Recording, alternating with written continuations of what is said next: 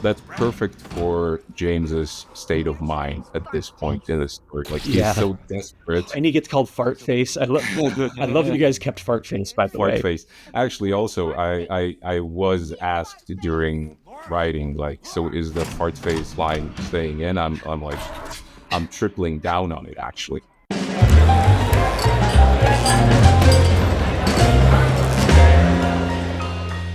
Hello, everybody. Welcome back to another episode of PlayStation Underground. I'm your host, Tim. I'm very excited to be checking out two versions of Silent Hill 2 with our friends at Bloober Team. I'll introduce you guys. So we got Mateusz Leinart, who is creative director and lead designer at Bloober Team on the Silent Hill 2 remake. And we also have Andre Monjak, who's lead writer at Bloober Team. Thanks for joining us, guys. Yeah, hello. Thank you for having us. It's a pleasure. My pleasure indeed. So obviously what we're looking at here is pre-recorded capture of the 2001 PS2 original version of Silent Hill 2. In this episode, we're going to check out a scene from the original and then show off what Bloober Team has been working off in the remake and kind of compare and contrast and talk about how you guys have been, updating and being faithful to the original while modernizing it. And so let's dive in here with this cutscene with Laura and kind of what stands out to you guys when you look back at this original cutscene.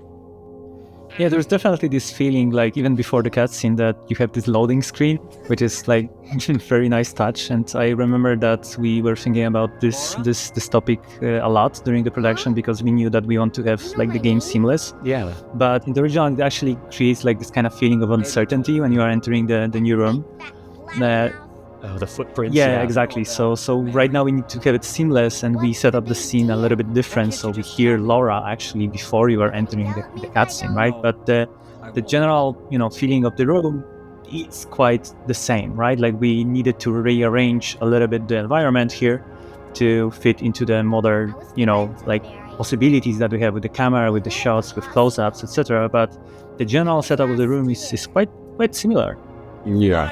And also, just like from a purely narrative standpoint, I think, clearly the cutscene is like a lot of its aspects are of its time, but like one really needs to stress just how kind of meticulously woven the narrative in the original is. And it holds up tremendously. And I think like my general approach to, for example, doing rewrites for cutscenes, and this one included, was to, basically don't change stuff for the sake of changing. It's more about sort of preserving, those original beats, those original sort of character dynamics, and it's like really.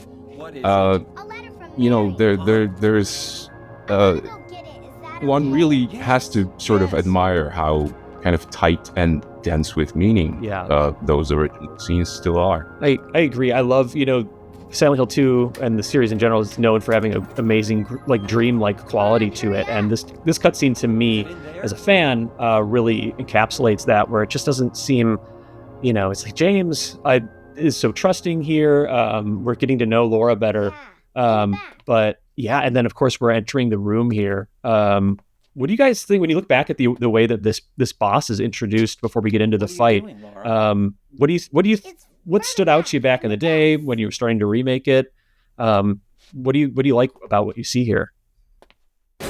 Yeah, like the original one, like, is obviously something that we were taking a close look. Yeah. And like the tight, like the small space in the room was something that was very like into like Silent Hill 2 original game, right? Like every boss fight was you in this like very tight room, very small space, and you need to deal with this big monsters.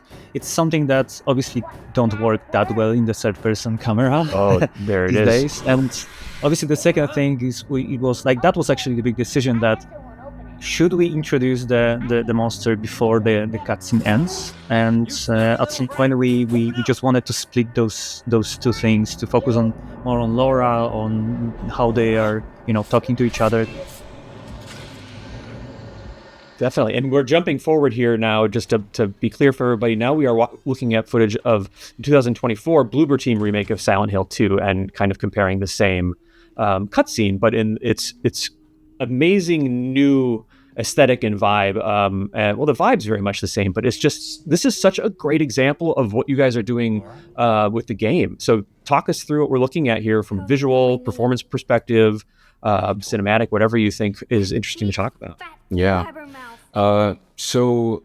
Definitely, I mean, current technology gives us certain possibilities, for example, to rely more on like nuance in the performance, like small expressions, very sort of subtle Yeah. like gestures and stuff. And that's definitely something we've made use of. And this very first moment between even like James and Laura, when you can see her like physically tense up when she hears her name and whatnot. And but then again, we still the main sort of objective was to still capture those original kind of dynamics and emotions. Yeah, I really love those small touches, like the facial expression is one thing, but the second thing, I remember that we had like this moment when I think Luke Roberts like almost hit the setup on the motion capture scene, and then we saw that like, hey, it would be actually very nice if you can actually stumble on it, because it will create like this kind of better pacing and flow for the it makes total sense for the character, because he's even himself like taken aback by his outburst. Yeah. Yeah. Oh, and it works so well here. And I also wanted to mention, we already from watching the 2001 original know that Laura's not totally to be trusted here. Her facial expressions and what she's doing with her eyes when she's sort of saying, "Hey, there's something in this room. You should check it out." It's just such a striking change from the original Wall. Like just such a great, way to convey her character and a kid sort of, maybe inventing something. Yeah.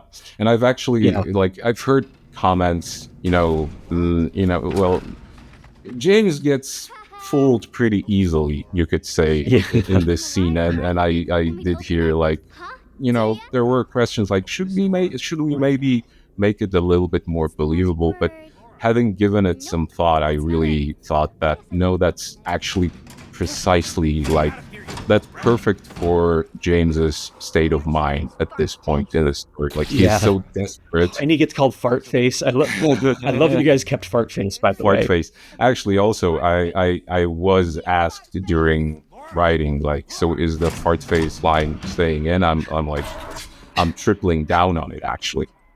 And, yeah, she does. But it makes sense to me, because it's like a kid would be so proud of a name like that she wouldn't just drop it the one time.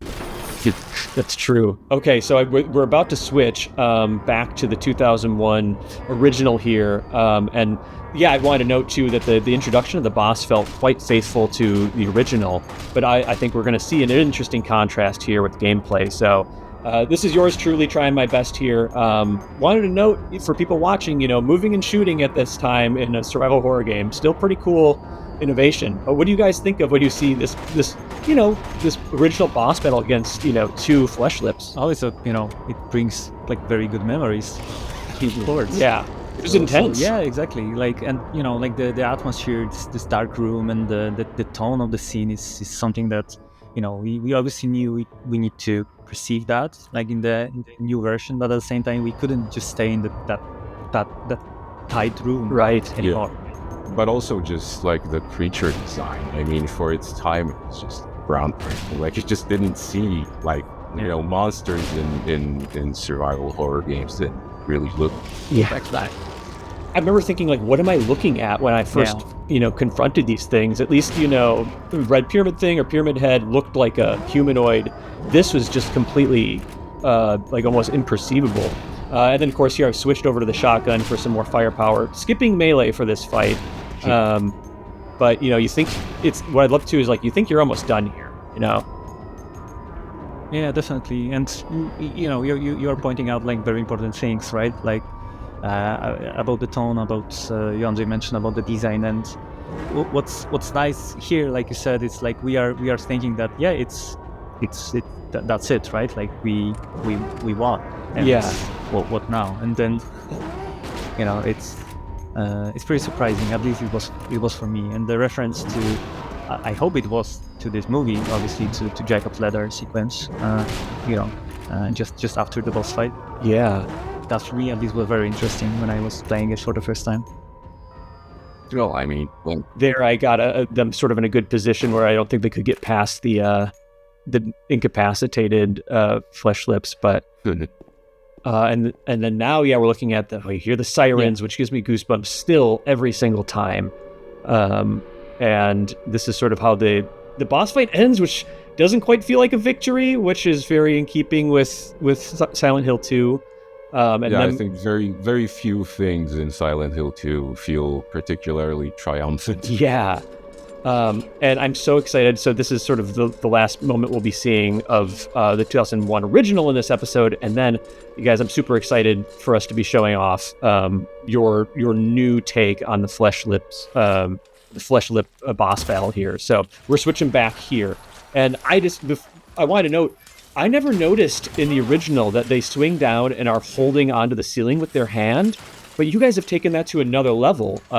Talk about what's changed here. Obviously, a lot has. Oh, a lot has, and a lot needed to be changed, obviously, because like one thing was the first-person camera, the second thing was the scale of the room that we needed to change, and we also knew that we want to expand on the idea, right? So keeping the original design of the monster was like super crucial, right? We wanted to go as close as possible, but at the same time, we were just looking at this monster. We were thinking about like, okay, what can we do more, right? And if we have like those two spaces, the ceiling and the space when James is, we were thinking that okay, let's just move it dynamic, right? Let's just go up and down. Let's just create like this tension moment like during the fight, so you would not expect what is happening here. And what I personally really like with our version is that we split it into phases, like very obvious phases, and you are not expecting what will happen during this first phase in the future. Like you see that you are breaking this cage, you are kind of a little bit opening like the original design, and you already have like small parts of his arms trying to hit you, but I don't think like anyone would expect what will happen next, right? And it's also like it was very important for us to not rely only on rage weapons. We wanted to, if we have like this mechanic of melee. Oh my gosh! This is this moment. We're looking at this, and what you're saying, about being able to use melee weapons more effectively in here, whereas you saw the original was more about using ranged. But man, guys, talk about what you did here with this boss. Like it's completely different. Yeah, it is, and it was obviously something that we've been talking a lot. If we want to go that route to kind of change the design into some kind of a spider, obviously. Yes. But I think it is nice because we are keeping this idea throughout the entire game. I don't want to spoil anything more, but it's basically something that we wanted to introduce to it. Obviously, talking to original creators, etc. And I think it's pretty nice, and it can surprise even the Vlogtex art. It looks so cool. The way even before the ceiling is wrecked and you see the ceiling tiles rippling as it's running through, and you're breaking apart the cage, which you think would be a good thing, but it turns it into this even more limber foe. And then here we go. James is succeeded for now.